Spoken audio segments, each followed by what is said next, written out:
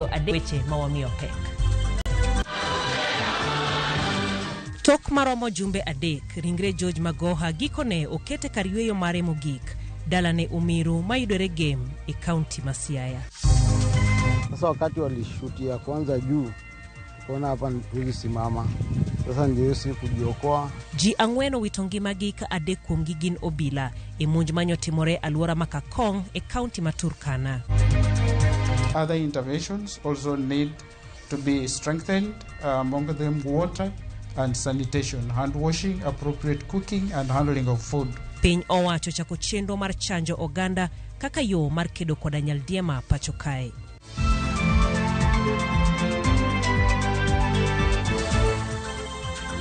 Machiegni nyinga jaelieta jaloko marwa en Winnie Adoyo kawachako gi weche mag siasa kumogai mar Azimio Raila Odinga oramoni kweth mar Azimio ochung' kar tiende kendo onge ng'ikruok moramora kotwake chiro ma Uhuru Business Complex e boma ma Kisumu mano tok wuok e liend George Magoha. Raila nobalo gi weche mabende liekore ni ong'ul oko jagoro maduong' mar buch Jubilee Jeremiah Kioni kowacho ni onge bura moyangi manyalo timre ka onge ng'eyo mar jagoro maduong' mar duond od bura. Kamano bende oseyo jo konyise ne gin thuolo wuok e riwruogno.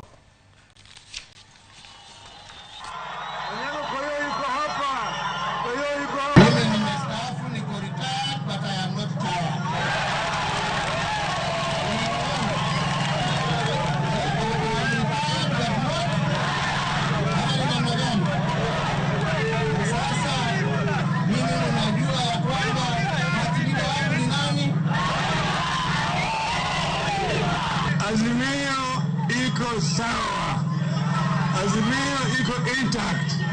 Ya vyama vyote vya Azimio, ODM, Jubilee, Wiper, DAP, ziko zote vyama 25. Ziko sawa sawa. Unaona vizuri? Wengine wanabuka nasema ati wanatoa Kioni. Kioni hawezi kutolewa na wale watu wa chini yake.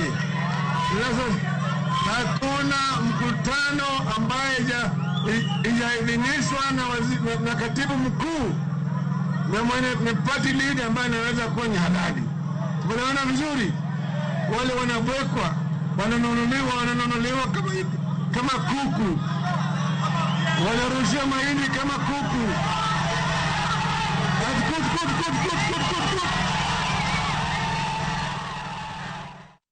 Seche machuok kende bang' kuku maduong' mar duond bura mar Jubilee timo lokruok e tend burano kendo diro oko jagoro margi Jeremiah Kioni, jalup jakom David Murathe kod jakeno Kagwe Gishohi. Jeremiah Kioni owuok oko kendo nyiero lokruok makamano. Kaluwore gi Kioni, romo mar kuku maduong' mar duond bura mar Jubilee inyal mana luong kod ogai mar duond burano ma en Uhuru Kenyatta kata jagoro maduong'. Moko kuom jokanyo ma kuku maduong' mar Jubilee mane oromo e boma Naivasha ne ogwelo jaod bura mar pinje Afrika ma ugwe Kanini Kega kaka jagoro maduong', Adan Keynan kaka jakom kod Recho Nyamai kaka jakeno e yor kojolo.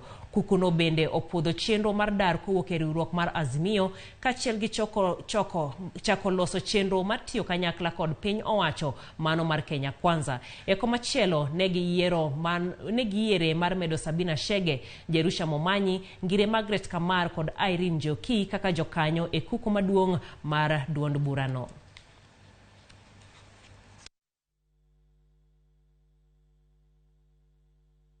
One of the officials who can convene the organ is the party leader. The other person who is mandated by the Constitution to convene such an organ is the Secretary General. Any other meeting convened by others outside the two party officials that I've mentioned is of no legal consequence. Kama umechoka na Jubilee, wewe uhame uende, we will still do the disciplinary action when it is done, but we are not going to conduct it in the public.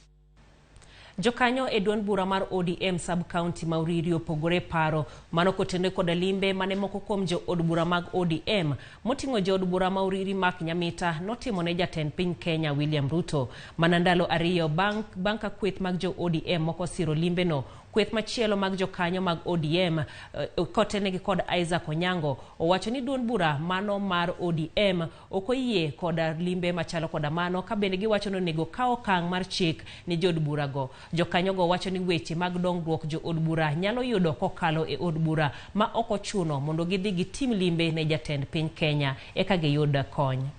Mane jakom kata party leader luongo ni andhoke, wabe wacho ni ginang'o andhoke. Koyier ng'ato oyiere mondo represent jokwano yiere parliament kuro emiwache weche mag development. To development mwidhi wacho dala ng'ato kama chielo ofis ma ok watambua wawacho ni wadagi wachno. Jatendwa en Raila Amolo Odinga. Gima owacho ema watimo, gima otimo ema waluwo. Kokwer ni ok otambua bedo Ruto president, wan kaka jo ODM wan be ok watambua. Step mamujombe mauriri okao kok dhigo gi nyingi jo uriri no dhige State House no dhi kwayo kony wadagi kabisa kendo wadagi wawacho ne mano no dhi dwaro gire kende. Kaluwore gi procedure mar disciplinary akwayo jo chama mar ODM ne kagiyie gikaw nyamita giket thenge wabunge mano dhigo giket thenge.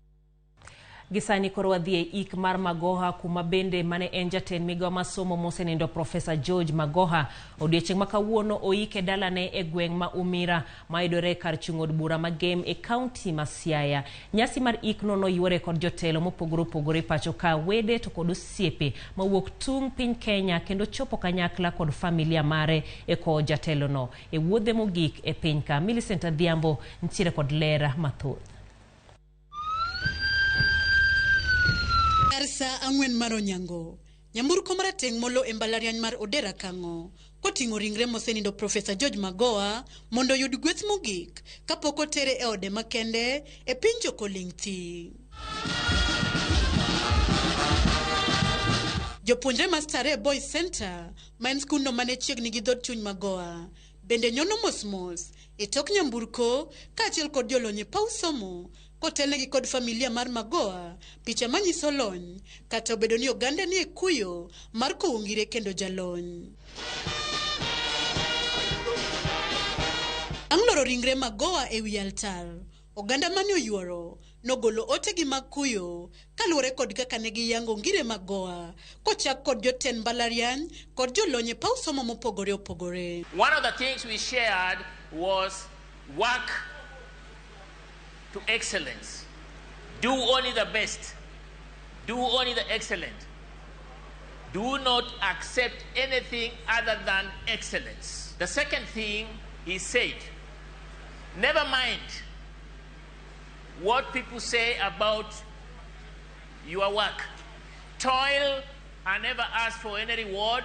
Mane en jatend migawo mar lweny Rachel Omamo eloten migawo mokalo mane Magoha otiye no yange kaka jal mane oero tije kendo jakinda e bero weche somo wach mane osir kod jatend migawo mar weche somo masani Ezekiel Machogu. And he taught us many things.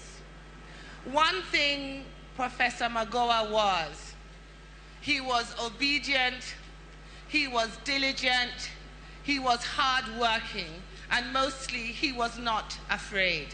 Professor Magoha, not only in the Ministry of Education, was a distinguished scholar, a medic of his own class, a man who served this country with distinction. Jatend Azimio Raila Odinga to opako Magoha kaka ng'at mane oero tije ka bende weche nene tin. Omedo pake kaka jalno mane oting'o weche somo kaluo. I came to know George when he was still a young man. Humility was his way of life. He recognized everybody. Some people say that Magoha was arrogant. I say no. Magoha was just a straight-talking person. And if people don't like, sometimes you hear the truth. It will say it the way he's saying it. You love it or not, but you say it. Jatend piny machon Uhuru Kenyatta, mabende mane oyiero Magoha kaka jatend migawo mar somo, Owacho ni Kenya owito osiep maduong', ahinya mane en achiel kuom thuondi mag piny Kenya. What a great giant lies before us today. Then implement what he started and let this country benefit from what he worked so hard to achieve. Less politics and more work. That is who Magoha was. And that is what we shall remember of him.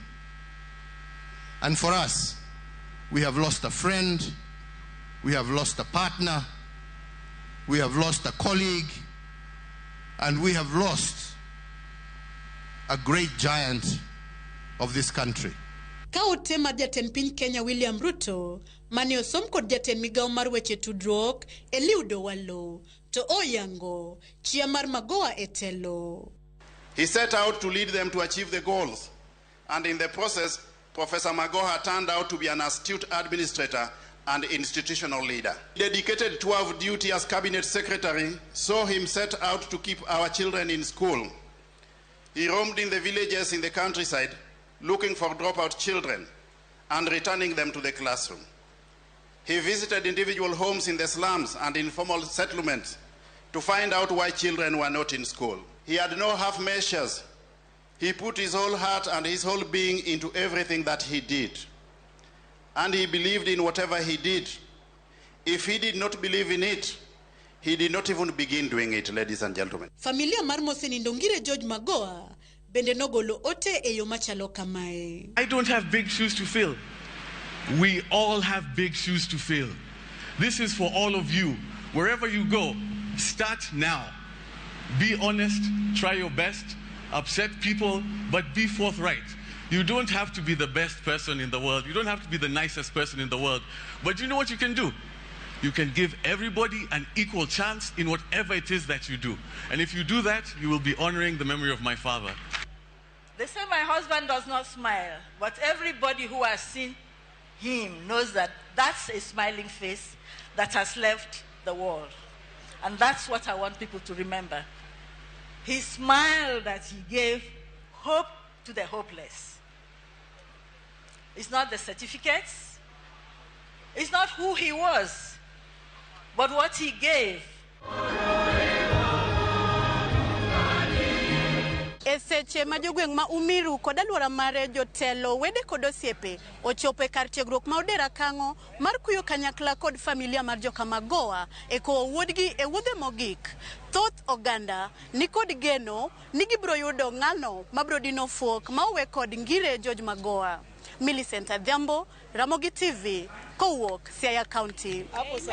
Erokamano ahinya Millicent Adhiambo kuom lipot no ero. Gikone to jatend migao machon ngire George Albert Martin Omore Magoha okawo kar yweyo mare mogik e dalane Umiru County ma Siaya kuom dala 18 nyaka notho. Oganda osebedo joneno e luor kod rang'iny mamalo manochan godo liend Magoha kaka ngire kendo jalno manochanore e ngimane. Liend Magoha ogolo tipo makare mar ngimane duto. Ringre Magoha nolimo kuonde tiegruok mathoth e pacho ka e thone ranyisi mar kaka nohero weche mag somo. Anyuola kod osiepe Magoha bende onyiso e timbe kod e wach jal Magoha ne en. Sifros Okinda menyonwa kaka oyuag jatend migao machon mar somo George Magoha.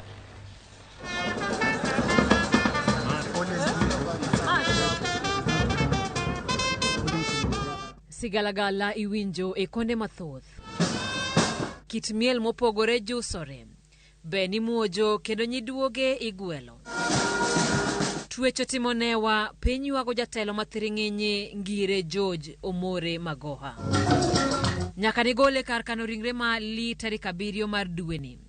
Lien Magoha biro dong' e chuny oganda kaka achiel kuom liete mochanore kendo mokelo buonjo e wenge thoth oganda ma pacho ka.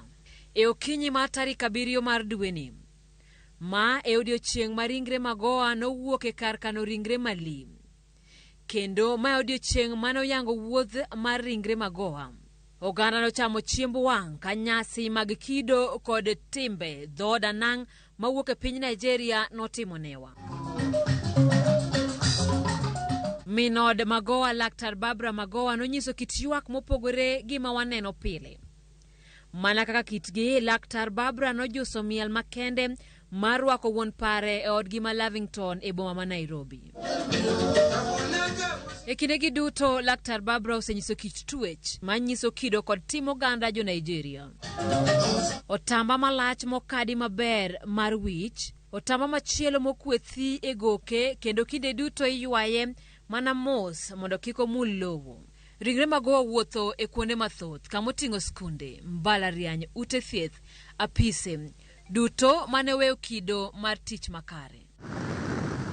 E wuodhegi duto, geche matekte, nyamburko moyiedhi mag obila kod chenro mopie emane otelo e nyasigi. Wiwa bende kik wil ni Lien Magoha nochoko jorieko mathoth e pachoka ka joode, osiepe kod wede Magoha ne luwo bang'e somo kendo thothgi obaro buk. Magoha oyuagi e yor mor mopogore koda kuyo kata lit. Ranyisi ni ma en nyasi mar pako jal mane ochiwo ngimane ne dongruok kod bero ngima jomoko. Odiochieng' manyoro kalapapla mar jolweny nopie lap maskund primar Mayala Township koting'o ringre George Magoha. Mire mar oganda nochokore mar rwako wuodgi pacho. Gikondo mag gwen e wigi, sikat mar tuoro mar owalo e nungogi, kochia dancers nonyiso kit juso ka girwako Magoha e dalagi Umiru. Nyasi magalamoro no bagi kawuono tarik 11 dwe mar 2 higani. Kaka ngire ma wiyo timo jere, kata mane thone, Magoha no bag nyasi ne mogik e mbalariany ma Odera Kang'o manitiere boma Mayala. Dhano ne chalo lo. Kata kamano jomochopo nogore land mogo, mane bor mogodore kapok ochomo e hema mar nyasi. Ogai mar Azimio Raila Amolo Odinga nochopo mar yuago wuoyi mar tipo. Kaka minode, Barbara Magoha opake ahinya ka jal mane ohero ode. Odiochieng' ma kawuono nyiso giko man ngima man gire George Magoha e piny ka. Jatelo malich mane okelo lokruok mathoth e sectors duto mane otiye. Kata kamano wich okane wil kode ngang'. Lokruoge gi chenro mag dongruok mane otimo biro dong' kaka rapar mare. Simfros Okinda, Ramogi TV. Erokamano ahinya Simfro. Siasa mag Azimio kod Kenya Kwanza okwako iko mar jatend migao machon mar somo ngire George Magoha e gweng' ma Umiru kaunti ma Siaya, kama ogai mar Azimio Raila Odinga kod gavana ma Siaya James Orengo owuok tung' mosuo kod jod buro chiko mag ODM manoromo kod jatend piny William Ruto e chak jumani. Raila pod oramo ni en emanobedo jaloch e yiero maduong' mokalo kendo singo mar biro chiwo yone johera mag Azimio e kinde mabiro. Chris Owino nigi ler mathoth. Kata odoko ni anyuola jatend migao machon mar somo ngire George Magoha kod jodak ma Umiru e kaunti ma Siaya ne ko wuodgi kar yweyo mare mogik, siasa mag Azimio kod Kenya Kwanza ne okodong' chien. E gino manenore kaka ote makeny ne jod buro chiko mag duond bura mar ODM mane oromo kod jatend piny William Ruto chieng' tich 2 e jumani, ogai mar ODM Raila Odinga onyiso gi ni ODM onge nafas mar andhoke kendo gin thuolo mar dar. Uingi dhurwa. Uinja. Wadhi adhiya kaka wadhi chang'en wadhi chopo. Tandhoke odhi kitengi. Nimathundi madana gwedhgo kende. Uye kamano. Udhura uye. Wach makamano bende osir lwedo kod gavana ma Siaya James Agri Bob Orengo kaachiel gi jatend kweth manok e od bura mamalo Opiyo Wandayi maduto opimo duond bura mar ODM kod od janyuol kendo seyo jood bura mag ODM mosebedo ka chiwo ranyisi matiyo kod piny owacho mar Kenya Kwanza. Kaka jimo wacho wan gi nyadhi nikech wan ok wachiem ka ng'ato. Okamano. Wan ok wachiem ka ng'ato. Kendo ng'ata mapayo ni sani koro siasa mar baba oduogo piny. En ng'ama leko. Od meru kata chwer. Ten odu. Mane odu.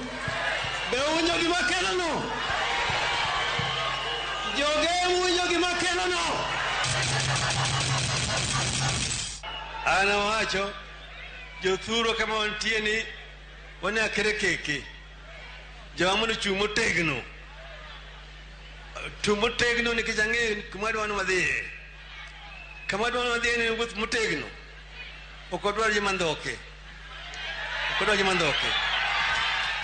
Orengo onyiso luoro mare ni piny owacho mar Kenya Kwanza nyalo biro duoko piny Kenya e telo mar duond bura achiel, ka bende owacho ni oganda luon gi ratiro ma yudo dongruok nikech gichulo osuru kaka jo Kenya mamoko. One solidly behind Baba. Kama nyiso wana wachome temo wadhiye. Konyiso wana left, right, about turn. We must live in this land called Kenya, knowing that we are citizens of Kenya, that are taxpayers and are ready to play their part in the development of the Republic of Kenya. And therefore, in that regard, let us not kill what those who founded this nation. Those who founded this nation. I'm afraid the way we are going, we may even kill multi-party. Mabiro kaluwore gi romo ma jatend piny Dr. William Ruto kod jood bura 30 mag duond bura mar Jubilee kanyakla kod jowetegi 9 mag duond bura mar ODM. Professor Magoha iko mar ngire George Magoha bende oyuore kod jatend piny machon Uhuru Kenyatta ma othegore kod weche mag siasa. Jotend migepe Eliud Owalo, Ezekiel Machogu, Florence Bore kaachiel kod jagoro mongirore e migawo mar arita kwe Dr. Raymond Omolo e jotelo mag piny owacho mar Kenya Kwanza mane oyuoro e iko mar ngire George Magoha. Chris Owino, Ramogi TV, Nairobi.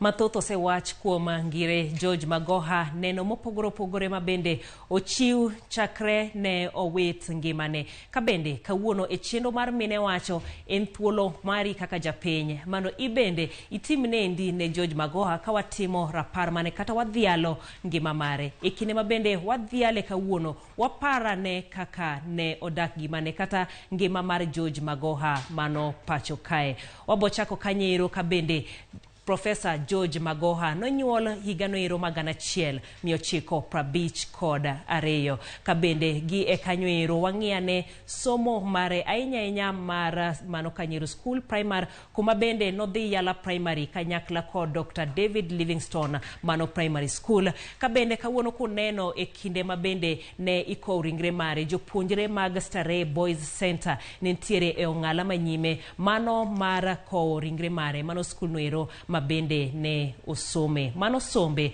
Koro ka wang'iyo kanyo kar tiegruok ka bende kiparo ni kinde gweko mabende ne imanye mondo obed jatend migawo mar somo ni ng'iyo oboke mathoth mabende nochopo godo mano mar CV mare kit tije mabende osetimo. Nosomo Kanyero Strathmore College, bang' Kanyero bende osomo Lagos University Teaching Hospital mano mantiere boma Ibadan, kanyakla bende Royal College of Surgeons mantiere e pinywero mano mar Island. Okorumo gi kanyo somo mare kata tiegruok mare pod dhi nyime koma nodhi Royal Postgraduate Medical School mano Hammersmith Hospital mantiere e boma ma London. Bang'e Kanyero odhi Stanford University kuma bende osomo e wechego mago maga ohala. Kopogore kod manero koro ka wang'iyo tich mar ngire George Magoha kochako Kanyero higano ero magana 1998 ka en japuonja mano mbalarianya ma Nairobi kopuonjo yengo mano mar dag lach. Higa gana 1997 nyaka higa gana 2013 obedo jakom riwruok jolony mag yengo mar dag lach mano Kanyero, riwruok ma bende idendo ni KAUS. Kopogore kod mano higa gana 2000 obedo profesa e weche mag yengo mano bende mano mbalariany mar Nairobi. Gana 2011 nyaka 2013 oyiere kaka jakom riwruoge mbalariany mag Afrika kata AAU. Bende kwa dhi nyime e kind higa gana 2005 nyaka gana 2015 obedo jalup chancellor mano University of Nairobi. Ka higa gana 2016 nyaka higa gana 2019 obedo jakom duol mano mar NEC mano Kanyero e kinde makoro odonjo e weche kata sekta mano mar somo pachoka. Koro e kind higa gana 2019 nyaka higa mabende okalo ne en jatend migawo mano mar somo pacho kae kuma bende idhiale kendo ipare pare godo matut kabisa.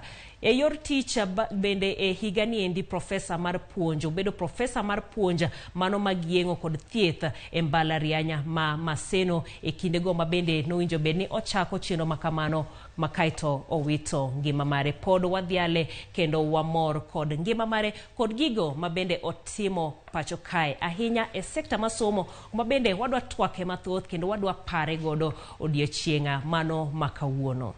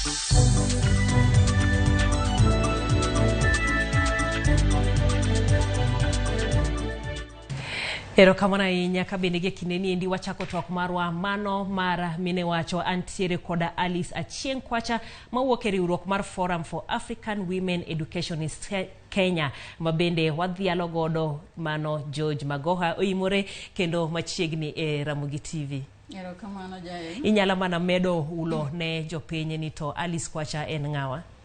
Okay, amoso jothurwa. Ani luongana Alice Achieng Kwacha. Ani jakom mar riwruok ma Forum for African Women Educationalists Kenya Siaya branch.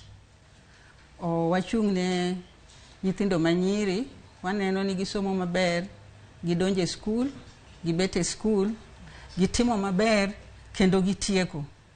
Mano elengo marwa ma Forum for African Women Educationalists. Erokamano ahinya. Alice, mana kaka iwacho somo no ero mar nyithindo manyiri ka bende ng'iyo kinde ma ngire George Magoha ne jatend migawo mar somo, iparo ni noketo maino mare e siro somb nyathi manyako koso? Kata kapok awacho mano, okuongo adwa timo mos ne jo Kenya, adwa timo mos n'oganda wa ma joluo, adwa timo mos ne jo Gem, to moloyo adwa timo mos ne min ode Dr. Barbara. Owito osiepne, wito osiep ok en tich mayot kaachiel gi nyathine. Ngire Magoha en wuoyi malich ahinya. Ochung' ne nyithindo te, obed nyathi ma wuoyi to obed nyathi manyako. To wan kaka riwruok ma mine mang'iyo somb nyithindo manyiri, omulo chunywa kabisa, emomiyo wan ka. Kane wagore kabisa wadwa neno ni nyithindo manyiri gi osomo ma onge nyathi moro ma weyo skul, obed no mako ich. Fawe nogore kabisa kang'iyo to dwa tim nang'o. To mana kaka wacho ni wang'iyo nyithindo manyiri, Fawe oriwere gi migawo ma somo. Koro wawuotho kono mochopo kama koro ngire oketo lwete e policy moro ma wacho mar re-entry ma nyithindo manyiri. Kenya kasani nyathi manyako ok nyal somo, mano weya somo nikech en mohero. To komako ich, sirkal wacho ni odog e skul. kanyo nomulo chunywa ma emomiyo wapare kaka Fawe ma onge chieng' moro mane legacy motegno moweyonwa chien oketo lwete e policy no endo. Masani nyathi ma ogamo ich kapod otin, nikech usewinjo kaka nyithindo gamo ich katindo kata jahigni 9 jahigni 10, to ok onego bed ni owe somo. Onego bed ni iduoke skul. Ma jonyuol mawinja kawuoyo kasani, atemo mana kwayo gi ni gima Ngire okete lwete moweyo chien ni endigo udhi nyime kabisa. To anya mana penjo kata ng'ato nyalo mana penjo ni to wach mar enti kata nyithindo manyiri mabende wacho ni Ngire George Magoha nomiyo thuolo mondo odoge skul. Be oseluwe ero nochako chenro mochako no ero. Kwan mag nyithindo mabende ogamo ich kata mosenyuol madok e skul bende odhi makare gi dwache kata dwachu kaka jofawe.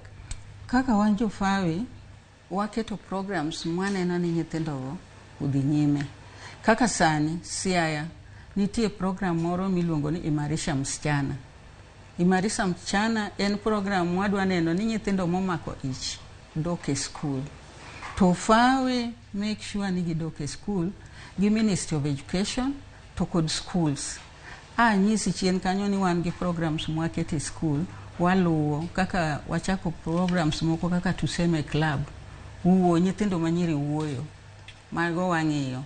Wawuoyo gi jotend skul kaka jotelo, principals, head teachers, mondo kik gitamre nyithindo manyiri kik donji nikech ok en ga wach mayot kabisa. Seche moko ka nyathi itere skul tinwang'o ka jopuonj kata jotelo wacho ni nyathi ikela kweda moro kanyo. Ikela kweda moro kanyo. To osechopo kama koro jopuonj be neno ni ang'o ni gini onego bede ni timore nikech en policy. Ma ministry bende kata ka jopuonj odhi e tiegruok ma gitimo ne refresher courses gi paro ne jopuonj ni nyithindo mogamo ich katindo nyaka uneni uyie negi gidonje e skul. Komako ich ka en e skul, kok odwa bet e skul kanyo, many ne skul moro, jonyuol bende iwuoyo kodo mondo tim kamano. Ewi mano bende nitiere wach mar 100% transition ma bende ng'iyo ni kaka ichako skul primary idonje secondary mitieki, kitieko secondary bende nyaka idhi e college kata university kaka dwarore. Mane nyawacho ni to Ngire George Magoha notaye machal nade, to rem mane mowinjo bedi koro imed bug? Ngire otayo yorno e yo motegno kabisa. Kinyalo paro kaka nogore kabisa moneno ni skunde oyaw. Oger skunde, oger classes, nikech ok onyal wacha ni 100% to nyithindo gibro donjo kanye. Ngire ne wuotho moneni ka project moro nitie ma onego bed ni gedo, ochopo kanyo moneno ni gedo. Mana achiel kuom gik mane otimo mondo koro o make sure ni 100% transition otimore. Oluwo mano. Ma nodhi nyaka e udi moko. Anyalo paro ni nodonjo kata mana informal sectors. Mong'e ni to ang'o momiyo nyithindo moko ok dhi skul. Akia kaka noyudo yamo, owinjo wach ni nitie nyithindo kuonde moko ok otere skul. Ngire ne dhi ma o make sure ni nyithindogo odhi skul, classes ogeri, kendo make sure ni e primary nikech jomoko ywak ni to atero nyathi skul ayudo fees, aonge pesa. Gik moko mag mibadhi mane pesa moko makata ni japuonj nyalo wacho ni keluru. Ngire no wacho no ok odwa winjo nang'o ni jotend skunde keto pesa moro mamiyo jonyuol ok ter nyithinde ang'o e skul. Secondary school odhi moduoko school fees piny. Makoro owacho ni fees moket kanyo janyuol nyalo chulo. Omiyo mano notemo kabisa mondo nen 100% transition ni oachieve. Aneno ka ng'ato wacho kendi ni anapare ne ng'ama norieyo yor somo mar adiera mano ne Meya Oude kantiere Homa Bay County Okota Village ka rieyo yore mag somo kata sekta mar somo mapacho kendie kanyakla kod ne ng'ano ero mabende norito sa kabisa. Anyaparo kinde mokwongo kane oluongo jofwambo ni odhi kama to wacho ni sarie wang'e. Ntie jo mane biro ka chopo gimoro saa 2:30 kata saa 3 en osetieko chenro mare kendo owuok odhi. Rieyo sekta mar somo ni kata keto sekta mar somo odhi makare, en ang'o minyawache? Gima nyalo wacho kanyo, Ngire ka nodonje sekta mar somo, jopuonj norito sa. Kendo ni kata kiwuothe dendi tiwinja kata mana the time manodonje lecture already jopuonj noseng'e ni ngire nitie. To ka koro nodonje migawo mar somo en mana ngire nyaka watim gini, ngire owacho kama. Ne en ng'ama rito sa ma jopuonj be nong'eyo ni nyaka girit sa, kendo nodwaro ni jopuonj kipuonjo tipuonjo. En onge gimoro ni mediocrity moro ni iwuondri ni puonjo. Ne en ng'ama dwaro ni kitiyo tiji mang'o maler. Ma kata mana jotend skunde nodhi ma ong'eyo nang'o nyaka giket gik moko duto maluwore gi somo e skul ma gitele e yo makare kendo moriere. Mano gima ngire no omiyo jopuonj otimo. Mary Mugai wacho ni ata aparo professor e ward 5B mar Kenyatta National Hospital ka jo UN timo penj jopuonjre biro korwako jeans ochung ka ong'iyogi ochako gologi achiel kachiel konyisogi ni go and dress well like a doctor. Mano to nyaka beda enero kamana ahinya kuom ote mari. Abende aparo professor e wachno iro mano mar CBC mabende mano gima bende oweyo godo jo Kenya ka owe bedo jatend migawo mar somo mabende podi dhi godo nyime gie sani. Wachane matine wi wach ma CBC ka watieko nikech sawa bende rumo. Okay, wach ma CBC ni kano ochake jo Kenya ne paro ni to gimokeli ni dhi bet nadi.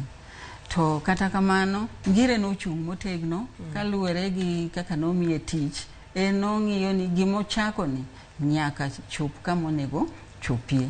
Makoro wachopo kama koro sani junior secondary school be koro nyithindo transit di join. Omiyo ok ne en tich mayot kane ngire ochako wach ma CBC. To kata kamano chopo kama jonyuol kata yuagre ni to gini be wanyalo. CBC ni kwan be oketwa wasomo. To kata kamano ngire en ok nobadhe. En kosewacho to sewacho to gik monego tim kaluwore gi CBC no ema ngire ne timo mochopo kama koro jopuonj bende oyiego magino dhi nyime. Ero kamana ahinya Alisa Kwacha. Sawa orumo kabisa. Mana wach ni mogik kiparo godo ngire George Magoha gi kawuono ni mabende koro okete kar yweyo ne mogik. Aparo ngire George Magoha kaka wuoyi motegno, wuoyi manohero nyithindo, wuoyi manohero somo, otayo somo e yo moro makare. Maka gima nyalo pare go ni kano donjo kanyo ne nitie ywak ni penj ne ikwalo. To ngire no tiyo matek ma wach mani penj ne ikwalo no dok piny. Adwa wacho ni kata kane ikwale to ne ikwale matin. Ok ne ikwale kaka ne ji wacho adharani ni penj ikwalo chande. Moduoko certificate barua marwa ma Kenya ka irigo e lain moro mawinjre.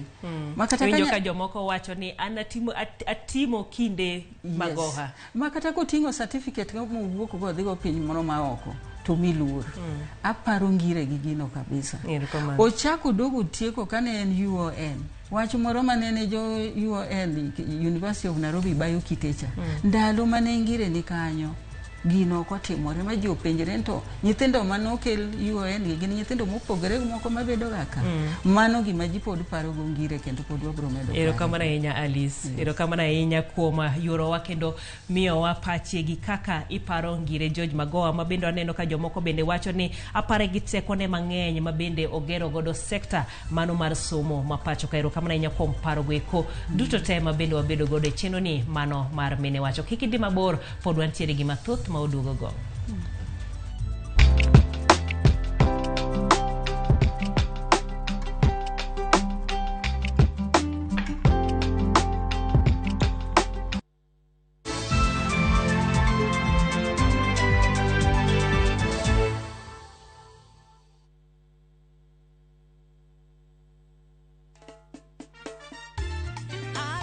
Jumapil, chak mar juma ma piny mangima yango chieng' jiwo hera. Wan kaka injili kalo okwadong chien. Tudri kod Roda Nyarkokitmo, Jilo Jamwaka kod Ken the DJ ka wakelonu chenro makende mar Jumapil mowal. Ka walemo kanyakla kendo ka wapako ng'wono gi ber mar Ruoth Nyasaye osetimonwa. Wanabed gi nyithindo mag IPHC Kawangware Pastorate, The Triumph of Glory Band, Jatich Ruoth David Onditi, obed chandruok mopogre wadwa kata nyamenwa chom musalaba madiere te. To giwelo kod jower mamoko. Mana e chenro mar Injili kalo Jumapil. Chakre sa 12 okinyi nyaka sa 7 odiechieng'. Fresh episodes now available on View Sasa. In Asali Chungu. Kagure will do anything to be in charge of her new home. Your wish is my command. There is so much entertainment on View Sasa.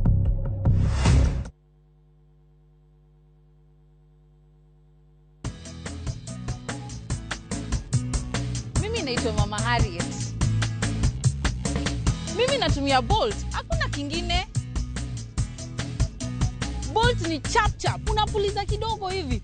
Mende, mbu, wote wameshakufa haraka haraka. Bolt ndio kiboko yao. Bolt kills them fast. The only insecticide made of 100% natural Kenyan pyrethrum grown by local farmers from tropical brands. Winning on Shabeki.com is getting easier. Enjoy highly boosted odds on Shabeki.com. Kuwa Shabeki. Play now. Not for persons under the age of 18. BCLB number 416. Shabeki.com. We bwana ngoma timi we ki stress mangeny relax ka time ni chwad luku tokeleze wadho chamge mabwana kacha ntire nyiri madnoma nyiri mabe nyiri mochwere ma serious ni tire thing kacha thing long neck short neck brown bottle ngoma chandi bwana ntire chimo kila ina ni tire gimora mora tokeleze bwana wadho chamge ma stress we ki stress bwana wacha ne wadhi bwana let's go wadhi. Dial *811 *383# to get Wadhi.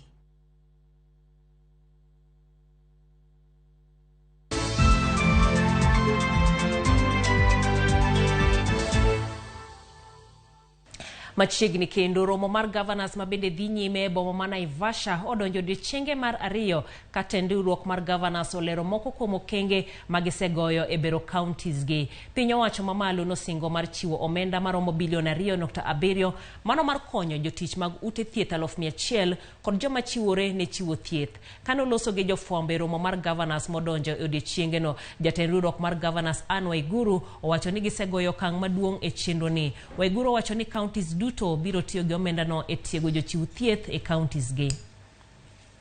Every Kenyan shall be treated equally by both levels of government, regardless of their political affiliation.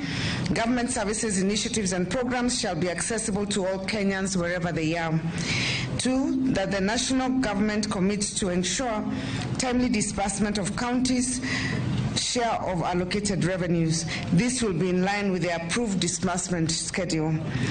3, that the Intergovernmental Relations Technical Committee shall fast-track the process of identification, analysis, and transfer of all pending devolved functions to the county governments in the shortest time possible. That counties shall be allocated an additional 100 million shillings each as conditional grants in the 2023-2024 financial year to operationalize the national government's program on aggregated industrial parks in counties.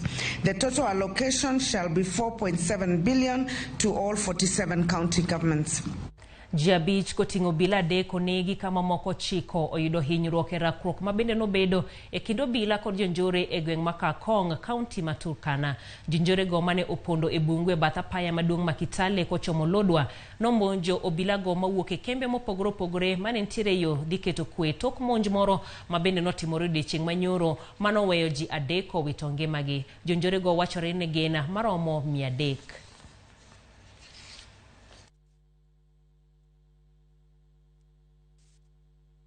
Tukuwa najua kama ni wahalifu walikuwa wanatembea ile mang'ombe wao zinakuwa barabarani zikuwa naona.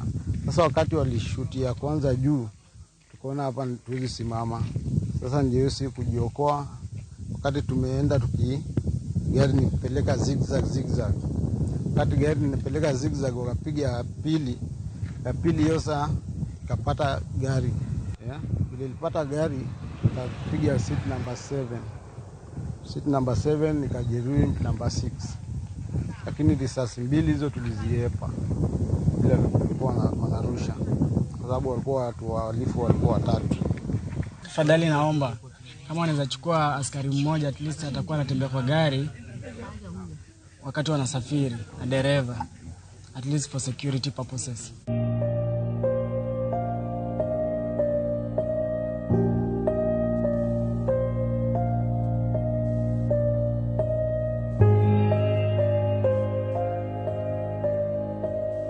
Midhiero mar oro oluoro nama makalo kole kaunti ma Turkana kendo rocho chendo mag lupo kod ohand rech. Keche alworano omiyo jodak moko chwako lemo mag bungu kaluwore koda nok mar chiemo. Millicent Adhiambo lero midhiero mar oro mabende osenego jamni e alwora makalo kol.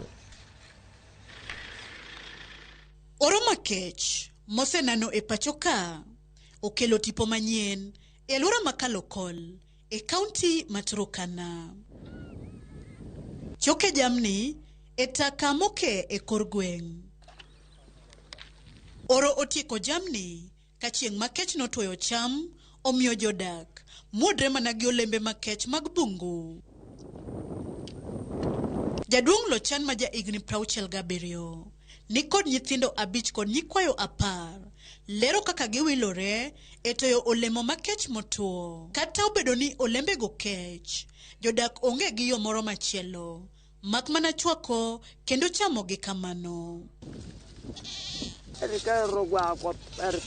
Chakula imekuwa shida.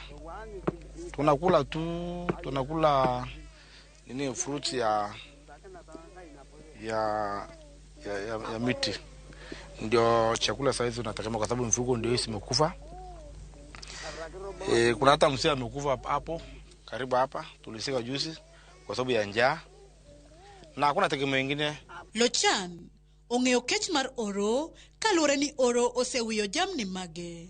Kane en gi diek 700 kod ngamia 100 to sani odong' gi diek 7 kende. Sijawahi kuona kiangazi kama hii tangu nisaliwe. Kwa hii mwaka wangu sijawahi ona kiangazi kama hii ambayo imekuwa ni mbaya zaidi. Amaliza mifugo, hakuna maji. Unaona hata mimi vile unaona mwili yangu nimekonda sana. Nilikuwa na nyama kwa mwili, kwa saizi hakuna mwili imeisha kwa sababu ya njaa. Omedo ni nam kod rech ok nyal resogi e lwet nong'no. Ahinya to ni mar thothgi onge lony mar lupo. Wakati tulisaliwa hapa, tulisaliwa kwa mifugo. Hatujua vile wanatoa samaki, hatujua vile hata inatengenezwa. Ni ile tukuna wakati nilikula. Ilipatiwa na mtu alienda bahari, analeta samaki. Kwa ile hali sijajua kukula hiyo samaki. Wakati nilikula mafupa ikaingia kwa nini kwa kuwa hapa. So tangu siku hiyo nikaona siwezi kula tena samaki. The Turkanas came to fishing as an alternative when their livestock became started dying due to severe droughts, and that is several years ago. And then they perfected the art of fishing. So mainly they like eating meat. Kata pimodho ikunyo kamula e alworano kaluwore ni oro noseduono kuonde ma pi jachokre. En midhiero momiyo jodak moko osiko gudre kod nyithindgi ka gitemo hoyo kech. Midhiero mar oro luwo jodak nyaka e nam. Anam Kalokol noyudo nyinge kaluwore kod kwan mathoth mag rech mane yudore e namni. Ohala mar rech e nam ma Turkana oseyo lupo koya nyaka e gwenge makaluo. Ka gichon ohala ne ber, ne nyalo kaka sani kendo chumus michitolo rech go oleng. Chon dak ne yudo ka sani na iro ka na iro. To amo dok mano piny nokuma rech no piny. Abiro Turkana koni mar atiyo tiji bot. Akaraka asebedo ka higa boro joge to chudo maber momiyo koro an ka. Mopogore gi jolupo, namni osebedo ka ywayo winy makitgi beyo, ma bende jaywayo joma timo limbe e alworano. Namno maborne hao kilomita 300 to lachne romo kilomita 50 osebedo ka nyuolo rech tons 6,000 higa ka higa, ma iuso e chirni ma pacho ka kod e pinje maoko kaka Kongo kod Zimbabwe. Kata kamano, uma mar namno duono kaluwore gi kwan rech ma bende odok chien. Sani rech odok piny, kendo kata kiwuotho kanyo tineno ka ji mane tiyo wach mag rech odok piny. Joma ne timo ohala mar rech moko osewuok kanyo kendo ok gintie machiegni. Lakini kata kineno jogo modhi mako rech, tinwang'o ka rech ma gibirogo tin ok chalo kod kaka yande nitie. Yore mag lupo ma ok opodhi bende oseduoko piny kwan rech kendo thiro ohand rech. Jolupo samodhi e nam, giluwo rech matindo to giweyo madongo. Ineno, monego dong kinyo mak kiny igolo sani. Monego nyuol igolo, kisha dokta kama kono gitonga hige. Monego mak sani igolo. Wakati tulikuwa tunafua na namba 3 na mwisho namba 2.5. So kwa sasa watu wameenda kiwango ambaye sio sawa na hii bari ikitumika namna hiyo. Gibaro rech matindo ni fagi dik jokongo kao to rech matindo ne malokore maduong'. Tiro na mano onge mano gibaro giuso. Hata ukiambia mtu hii net ni mbaya, utasikia simu nyingine tofauti, mtu anakupigia simu. Oh, ni nani? Na ukifika hapo ni shida tayari. Umeingia kwa kamba. Heri tu unyamaze. Wachana na hiyo mambo tu. Unyamaze tu kabisa. Kata obedo ni kalokol oluor kod nam, nok mar rech thiro yuto, kendo jimbo kech mosebetie, kaluwore gi midhiero mar oro, mosekwako kendo gotache Kenya, chakre dwe mar 10 higa mokalo. Oro bende, rocho chenro mag somo, kaluwore n'oganda manie gwengegi, gin jopith mosiko dar, kamanyo lum kod pi, ne jamni maggi. The education can just be given to people gradually.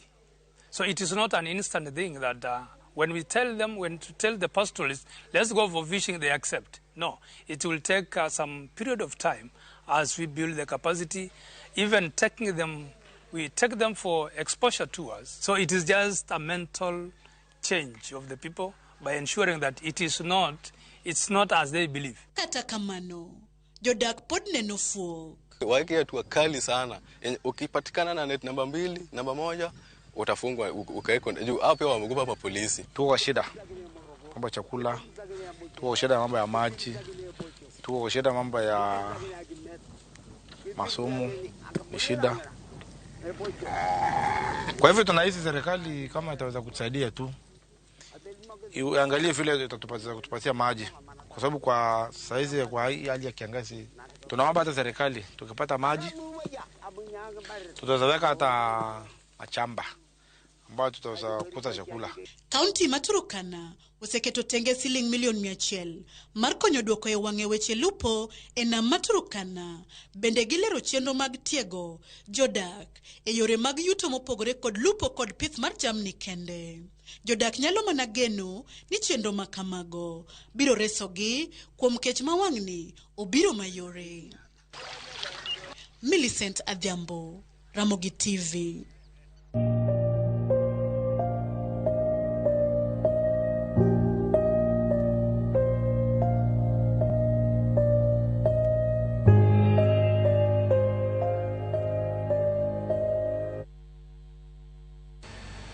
Piny owacho ochako chenro mar chiwo chanjo e kedo gi tuo nyaldiema mosebedo ka landore e kaunti za 14 e pacho ka. Jatend migawo mar thieth Susan Nakumicha kawuono oyango chanjo mokwongo michiwo e dhok e kind okenge mamoko mag geng'o landruok nyaldiema.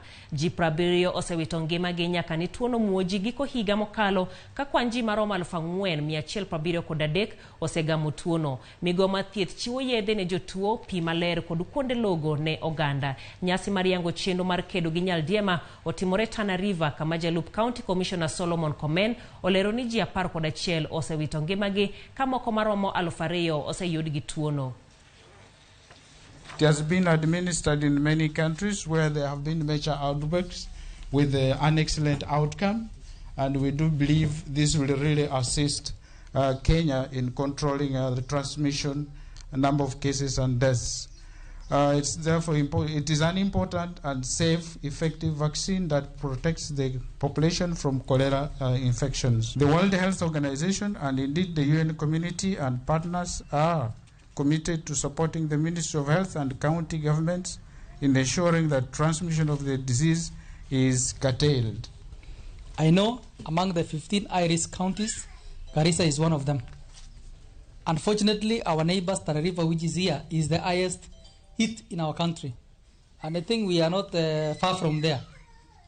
And if we follow closely, the issue started with us at Akadera refugee camp. It came to Garissa and it just crossed over because of the movement between ourselves and our neighbors here in Garissa, here in Tana River. So partners, all leaders, you can see the magnitude of the work that is ahead of us. It calls for concerted efforts from each and every person.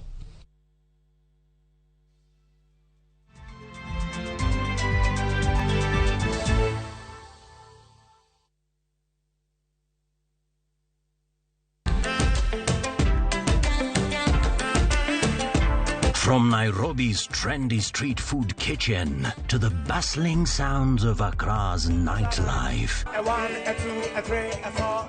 to the lovely streets of London, you wouldn't trade anything else for such an amazing infotainment. This is where the magic happens. Viusasa brings you a cocktail of nicely blended new series Afrimax. They can be superheroes in an African context. With Viusasa, you don't just get entertained, you also get informed. All glasses have inherently different compatibilities to each other. There is so much entertainment on Viusasa. This is definitely the place to be.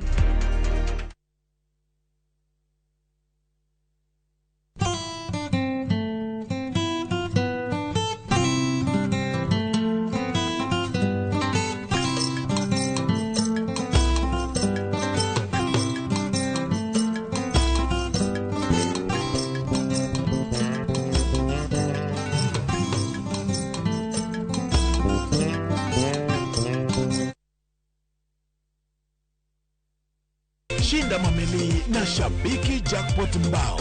Pata bonuses nzito na Shabiki Jackpot Mbao. Cheza sasa na shilingi 20 tu. BCLB number 416. Shabiki.com.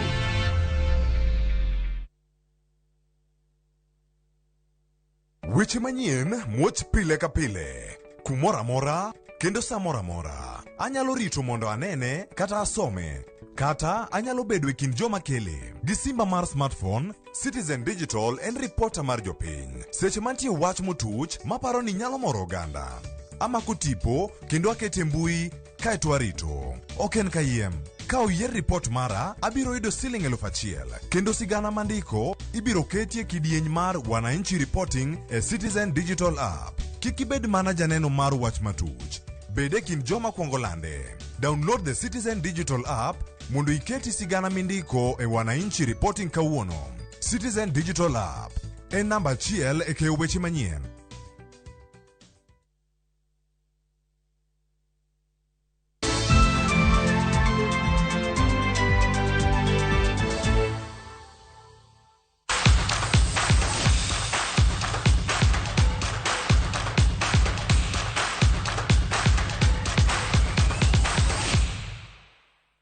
E weche mag tuke ni tim mar West Ham United no wuok chien